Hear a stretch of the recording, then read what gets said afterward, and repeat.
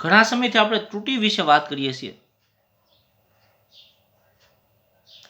સૌપ્રથમ ત્રુટિના પ્રકાર બે જોયા, વ્યવસ્થિત ત્રુટિ, અવ્યવસ્થિત ત્રુટિ। પછી એના વિશે ડિટેલમાં વાત જોઈ। હવે ત્રુટિનું મારે માપન કરવું છે મિત્રો। જો આ માપન કરવું હોય તો ત્રુટિ માટે સૌપ્રથમ શબ્દ વાપરશું, એક નિરપેક્ષ ત્રુટિ,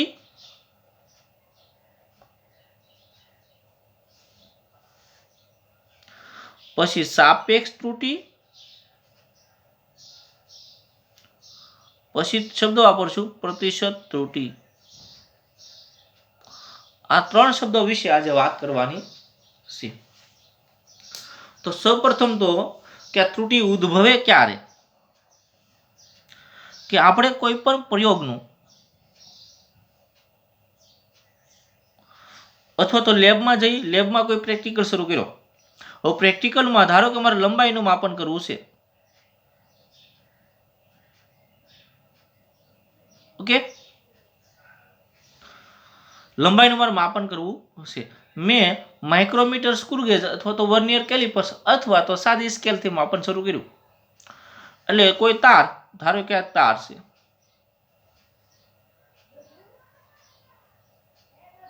તાર, એની લંબાઈને મેં એ વડે દર્શાવી દીધું છે।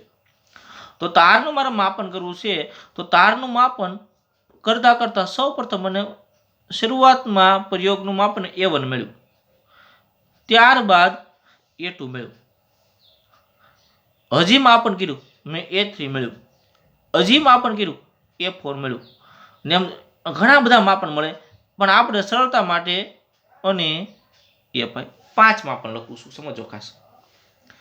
હવે મારો પ્રશ્ન એ છે કે દરેક વખતે મેં ખૂબ જ કાળજી રાખી, ખૂબ જ સાચું માપ લીધું, પરંતુ આમાંથી સાચું માપ કયું છે એ મારે જાણવું હોય તો A1 સાચું, A2 સાચું, A3 સાચું, A4 કે A5 મને સાચા માપ આપ્યું નથી। ત્યારે મારે શું કરવાનું? જ્યારે તમને સાચું મૂલ્ય ખબર ના હોય અને ઘણા બધા અવલોકન કર્યા હોય ત્યારે અવલોકનનું સરેરાશ માપ, સમજો ખાસ, અવલોકનનું સરેરાશ માપ એ આપણું સાચું માપ બની જાય અને અવલોકનના સરેરાશ માપને હું એ વડે દર્શાવીશ। તો સરેરાશ વસ્તુ આપણે 10મા ધોરણમાં ભણ્યા છીએ મધ્યકમાં, કે અવલોકનનો સરવાળો ભાગ્યા અવલોકનની સંખ્યા। તો અવલોકન કેટલા છે મિત્રો આપણી પાસે?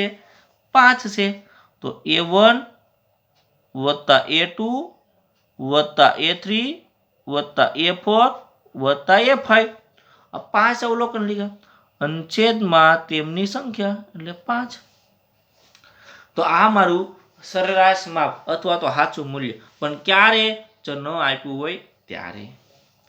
તો મારે આને 5 સ્વરૂપે ન દર્શાવવું ને એક જ સૂત્ર સ્વરૂપે દર્શાવવું, તો એને સિગ્મા પણ લખી શકું। સિગ્મા એટલે સરવાળો। તો I બરાબર ક્યાંથી શરૂ થાય? 1 થી ક્યાં સુધી છે? 5 સુધી। કોનો વારો છે? EI અને છેદમાં 5। અને જો n હોય, સમજો ખાસ મિત્રો, કેટલા હોય પદ? n હોય, તો સિગ્મા I બરાબર 1 થી n EI બાય n। ક્યારે? જ્યારે n પદ આપ્યા હોય ત્યારે।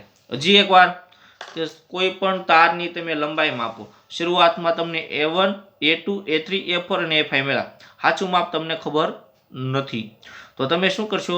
સાચું માપ એટલે સરેરાશ માપ એને A વડે દર્શાવી દીધા, તો એનું મૂલ્ય તમને મળી ગયું। હવે તમારે નિરપેક્ષ ત્રુટિ જાણવી છે। નિરપેક્ષ ત્રુટિ એટલે આપણો પ્રેક્ટિકલ હવે શરૂ થયો મિત્રો। નિરપેક્ષ ત્રુટિ એટલે કે માપનમાં આવતી ત્રુટિ। તો માપનમાં કેટલી ત્રુટિ છે જાણવું હોય તો, કે કોઈ પણ લંબાઈનું સાચું માપ માઇનસ મળેલ માપ ના તફાવતને, તફાવત એટલે બાદબાકી, જો સાચું માપ માઇનસ મળેલ માપ। હવે માનાંક કર્યો, માનાંકનો અર્થ શું થયો? કે આ ત્રુટિ છે ધને આવી શકે અને ઋણે આવી શકે, બંને એક સાથે ના આવી શકે। તો સાચું માપ માઇનસ મળેલ માપને આપણે નિરપેક્ષ ત્રુટિ કહીશું. તો શરૂઆતમાં પ્રથમ માપમાં આવતી નિરપેક્ષ ત્રુટિને હું ડેલ્ટા વડે દર્શાવી, પણ પ્રથમ માપ છે એટલે ડેલ્ટા A1. તો ડેલ્ટા A1 બરાબર સાચું માપ કેટલું મળ્યું આપણને? A. અવલોકન કેટલું હતું? A1. તો માઇનસ A1. આ પ્રથમ નિરપેક્ષ ત્રુટિ થઈ. હવે મારે બીજા માપમાં નિરપેક્ષ ત્રુટિ જાણવી છે. તો delta A2. A minus A2. તો આ બીજા માપમાં નિરપેક્ષ ત્રુટિ, કારણ કે સાચું માપ માઇનસ બીજું અવલોકન. એ રીતે મારે ત્રીજા માપમાં નિરપેક્ષ ત્રુટિ જાણવી. તો સાચું માપ માઇનસ, બોલો ભાઈ, A3 અથવા તો મળેલ માપ. એ જ રીતે ડેલ્ટા A4 જાણવું છે. તો સાચું માપ માઇનસ મળેલ માપ. એ જ રીતે ડેલ્ટા A5, સાચું માપ માઇનસ A5. તો આ રીતે મને નિરપેક્ષ ત્રુટિ મળી. તો ફરીવાર નિરપેક્ષ ત્રુટિ એટલે કે જ્યારે સાચું માપ ન આપ્યું હોય તો સરેરાશ માપ અને અવલોકન મૂલ્ય અથવા તો પ્રાયોગિક મૂલ્યના ધન તફાવતને નિરપેક્ષ ત્રુટિ કહેવામાં આવે છે. ઓકે, તો આ તમને નિરપેક્ષ ત્રુટિ મળી ગઈ. એ ધન હોય અથવા તો ઋણ હોય. હવે નિરપેક્ષ ત્રુટિની મારે સરેરાશ જાણવી છે. તો શબ્દ આવશે સરેરાશ નિરપેક્ષ ત્રુટિ. તો સરેરાશ નિરપેક્ષ ત્રુટિને હું ડેલ્ટા A વડે દર્શાવું. સમજો ખાસ. જો સરેરાશ માપને મેં A વડે દર્શાવું, સરેરાશ માપ સાચું માપ A વડે દર્શાવું, નિરપેક્ષ ત્રુટિને ડેલ્ટા વડે દર્શાવું. પરંતુ જો સરેરાશ નિરપેક્ષ ત્રુટિ હોય તો અવલોકનનો સરવાળો છેદમાં અવલોકનની સંખ્યા. તો અવલોકનનો સરવાળો એટલે કેટલા આવે? Delta A1, delta A2, delta A3, delta A4 અને ડેલ્ટા A5 છેદમાં મિત્રો 5. કારણ કે સંખ્યા કેટલી છે? 5 હશે. હવે જો મારે એક જ સૂત્ર સ્વરૂપે દર્શાવવું હોય તો શું લખીશું? સિગ્મા 1 થી ક્યાં સુધી? 5 સુધી. ડેલ્ટા AI છેદમાં 5. તો આ રીતે તમને સરેરાશ નિરપેક્ષ ત્રુટિ મળે છે. ઓકે, તો પહેલું સ્ટેપ, તમે 5 અવલોકન લીધા, A1, A2, A3, A4 અને A5. એમાં સાચું માપ તમને આપ્યું નથી. તો સાચું માપ મેળવવા માટે તમે શું કર્યું? સરેરાશ માપ લીધું, અવલોકનનો સરવાળો ભાગ્યા અવલોકનની સંખ્યા. તો સાચું માપ મળી ગયું. સાચા માપ મળ્યા પછી તમે શું મેળવશો? નિરપેક્ષ ત્રુટિ. નિરપેક્ષ ત્રુટિ એટલે સાચું માપ માઇનસ મળેલ માપ. તો સાચું માપ A, મળેલ અથવા તો પ્રાયોગિક માપ A1. બીજામાં ત્રુટિ સાચું માપ માઇનસ પ્રાયોગિક અથવા તો મળેલ માપ A minus A2, A minus A3, A minus A4 અને A માઇનસ A5. આ રીતે તમને નિરપેક્ષ ત્રુટિ મળી. હવે આપણે જાણવી હતી સરેરાશ નિરપેક્ષ ત્રુટિ. તો એ ત્રુટિનો સરવાળો ભાગ્યા સંખ્યા. 5 છે એટલે મેં 5 લીધા, 10 હોત તો હું 10 લેત, 15 હોત તો 15 લેત, n હોત તો હું n લેત. તો આ રીતે નિરપેક્ષ ત્રુટિ મળી. હવે સાપેક્ષ ત્રુટિ વિશે વાત કરવી છે. તો બોલો મિત્રો, સાપેક્ષ ત્રુટિ. તો સાપેક્ષ ત્રુટિ એટલે કે સરેરાશ નિરપેક્ષ ત્રુટિ. સમજો ખાસ વ્યાખ્યા. સરેરાશ નિરપેક્ષ ત્રુટિ અને સરેરાશ મૂલ્ય અથવા તો સરેરાશ સાચા મૂલ્ય ના ગુણોત્તરને, કોના ગુણોત્તરને મિત્રો? સરેરાશ નિરપેક્ષ ત્રુટિ અને સરેરાશ મૂલ્ય તો સરેરાશ સાચા મૂલ્યના ગુણોત્તરને સાપેક્ષ ત્રુટિ કહેવામાં આવે છે. તો સાપેક્ષ ત્રુટિને આપણે ડેલ્ટા વડે દર્શાવશું. પણ જો લંબાઈ હોય તો L હોય તો L અને A હોય તો A. આ માત્ર ને માત્ર ડેલ્ટા, આ ડેલ્ટા સિમ્બોલ છે સાપેક્ષ ત્રુટિનો, અને A માં ત્રુટિ એટલે ડેલ્ટા A. બોલો, સરેરાશ નિરપેક્ષ ત્રુટિ કેટલી મળી હતી? Delta A. સરેરાશ સાચું મૂલ્ય કેટલું છે? A. તો આ આપણી શું મળી ગઈ? સાપેક્ષ ત્રુટી. હજી એકવાર વ્યાખ્યા. સરેરાશ નિરપેક્ષ ત્રુટી અને સરેરાશ મૂલ્યના ગુણોત્તરને સાપેક્ષ ત્રુટી કહેવામાં આવે છે. હવે સાપેક્ષ ત્રુટીને ક્યારેક બોર્ડવાળા અથવા તો એનસીઆરટી નીટ અથવા તો જી આંશિક ત્રુટી પણ શબ્દ વાપરી નાખીએ કે આંશિક ત્રુટી મેળવો. તો આંશિક ત્રુટી મેળવો ત્યારે તમારે બીજું કોઈ લોજિક વાપરવાનું નથી, પરંતુ સાપેક્ષ ત્રુટી જ મેળવવાની છે. એટલે કે સરેરાશ નિરપેક્ષ ત્રુટી અને સરેરાશ સાચા મૂલ્યના ગુણોત્તરને આંશિક ત્રુટી કહેવામાં આવે છે. Okay, next. હવે શબ્દ આવશે પ્રતિશત ત્રુટી. તો પ્રતિશત એટલે આપણને ખબર છે. તો પ્રતિશત તો આપણે ઘણા સમયથી ભણતા આવીએ છીએ, 10મા ધોરણમાં, 9મા ધોરણમાં ટકાવારી. તો મારે જો કોઈ પણ પદને ટકાવારીમાં ફેરવાય તો 100 વડે ગુણવું આપણે. એટલે ડેલ્ટા એ બાર દર્શાવો અથવા તો એ દર્શાવો ગુણ્યા 100. તો ડેલ્ટા એ ના છેદમાં એ ગુણ્યા 100. એટલે મારો જવાબ આવી જાય ડેલ્ટા એ ટકાવારીમાં. એટલે પ્રતિશત ત્રુટી ગુણ્યા 100. તો આ રીતે મને એક્ઝામ્પલ પૂછી શકાય છે. ઓકે મિત્રો, તો એક નાનકડી એવી પ્રેક્ટિસ કરીએ જેથી તમને વધારે આઈડિયા આવે. ધારો કે લેબમાં આપણે ગયા છીએ અને સામાન્ય માહિતી માટે એક તારનું લંબાઈનું માપન કર્યું. ધારો કે પહેલી વાર મેં માપન કર્યું ત્યારે મને 7 સેન્ટીમીટર મળ્યું લંબાઈ. બીજી વાર જ્યારે પ્રયોગ કર્યો ત્યારે મને 8 સેન્ટીમીટર મળ્યું. કેટલા સેન્ટીમીટર મળ્યું મિત્રો? 8 સેન્ટીમીટર મળ્યું. હવે જ્યારે હું ફરીવાર પ્રયોગ કરીશ ત્યારે મને મળે છે 9 સેન્ટીમીટર. આવો માપ મળ્યું. તો મારે સાચું માપ જાણવું હોય તો, જો સાચું માપ જાણવું હોય મિત્રો તો આમાં આપણને આપ્યું નથી, તો તમારે પહેલું સ્ટેપ કયું? લંબાઈને એલ વડે દર્શાવવા. એ હોય તો એ વડે દર્શાવી શકો છો. તો સાચું માપ મેળવવા માટે સરેરાશ માપ લેવાનું. L1, L2, L3 કેટલા છે? 1, 2 ને 3. તો 3 સુધી અટકી જવાનું. 4 હોય તો પ્લસ L4, 5 હોય તો પ્લસ L5, 6 હોય તો પ્લસ L6 છેદમાં 6. પરંતુ મારી પાસે 3 છે. તો સૌ પ્રથમ 7, 8, 9 ભાગ્યા 3. 7 ને 8 15, 15 ને 9 24, 24 ભાગ્યા 3. એટલે મને ભાગાકાર મળે છે 8. તો સરેરાશ માપ મને મળ્યું 8 સેન્ટીમીટર. આપણું સાચું માપ થયું. આ પહેલું સ્ટેપ થયું. હવે બીજું સ્ટેપ શેના માટે?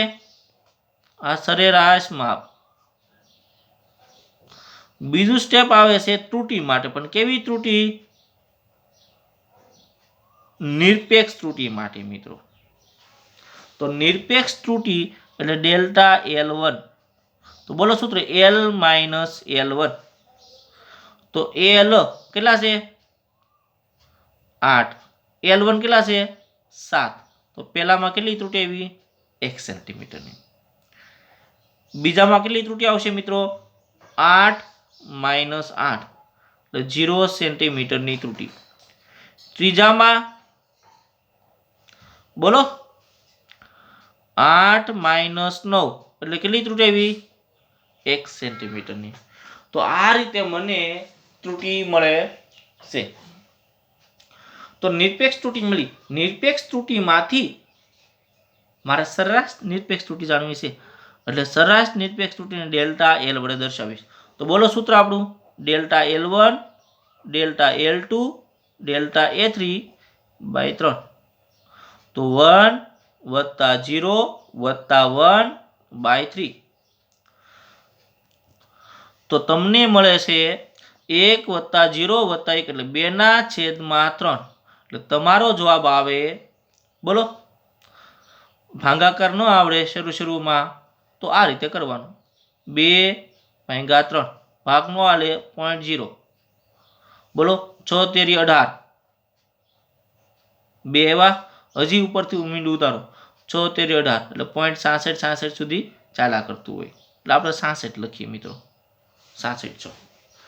આ તમને સરેરાશ નિરપેક્ષ ત્રુટિ મળી ગઈ. ઓકે, ત્યારબાદ મારે સાપેક્ષ ત્રુટિ જાણવી છે. તો સાપેક્ષ ત્રુટિનું સૂત્ર આપણે શેનો દર્શાવ્યું? ડેલ્ટા એલ છેદમાં એલ. આને પણ ડેલ્ટા વચાય, આને પણ ડેલ્ટા વચાય, એટલે ધ્યાન રાખજો ખાસ. ડેલ્ટા એલ મને મળ્યો છે 0.66 અને છેદમાં 8, તો એનો ભાગાકાર 0.083235 આવશે. તો આ તમારી થઈ સાપેક્ષ ત્રુટિ. ઓકે, હવે ત્રીજો અને છેલ્લો પ્રશ્ન આપણો શું મેળવવાનું છે? પ્રતિશત ત્રુટિ. પ્રતિશત ત્રુટિ એટલે આ એલ ને મારે ટકાવારીમાં ફેરવવા છે, અને ટકાવારીમાં ફેરવવા હોય તો એને કેટલા વડે ગુણવા પડે મિત્રો? 100 વડે ગુણવા પડે. તો 0.08325 ગુણ્યા 100, તો આપણે 100 ગુણ્યા એટલે 2 પોઈન્ટ આ બાજુ આવી જાય એટલે 8.325% ત્રુટિ આવે. હવે આ જે ત્રુટિ આવે તો સાચું માપ કેટલું હતું? 8 સેન્ટીમીટર. કેટલા ટકા ત્રુટિ આવી? 8.325% ત્રુટિ. અથવા તો નિરપેક્ષ ત્રુટિ કેટલી આવી? 0.66. તો આ મારી લંબાઈનું માપન થયું. હવે એક્ઝામમાં તમને પ્રશ્ન પૂછાય કે ભાઈ સરેરાશ માપ, તો તમે લખી શકો છો 8 સેન્ટીમીટર. ત્રુટિ કેટલી આવી? 0.66. પ્રતિશત માટે બોલો 8.325%. તો આવા ફેરફાર છે તમને એક્ઝામમાં આવડવા જોઈએ. તો હજી સાદું એક્ઝામ્પલ છે. સૌ પ્રથમ પહેલું સ્ટેપ, સાચું માપ મેળવવાનું. લંબાઈ હોય તો એલ, એ હોય તો એલ, અવલોકનનો સરવાળો ભાગ્યા સંખ્યા. બીજું માપ ડેલ્ટા એલ મેળવવાનું, L1, L2, L3, L4 એમ. પછી સરેરાશ માપ મેળવી નાખવાનું. અને ત્રીજું સ્ટેપ ડેલ્ટા એલના છેદમાં એલ, અને પછી ટકાવારી. તો એક તમને એક્ઝામ્પલ આપું છું, તમે જાતે ટ્રાય કરજો, અને એનો જવાબ છે તમે કોમેન્ટ બોક્સમાં અથવા તો મને વોટ્સઅપ મેસેજ કરી શકો છો. ધારો કે દ્રવ્યમાન M1 બરાબર 3 કિલોગ્રામ છે, M2 બરાબર 4 કિલોગ્રામ છે, M3 બરાબર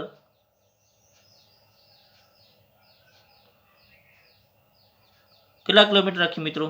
બોલો, 2 કિલોગ્રામ છે. એટલે M3 3 કિલોગ્રામ, 4 કિલોગ્રામ અને 2 કિલોગ્રામ. તો તમારે એ મેળવો, એટલે કે સાચું મૂલ્ય મેળવો, નિરપેક્ષ ત્રુટિ મેળવો, સાપેક્ષ ત્રુટિ મેળવો અને પ્રતિશત ત્રુટિ મેળવો.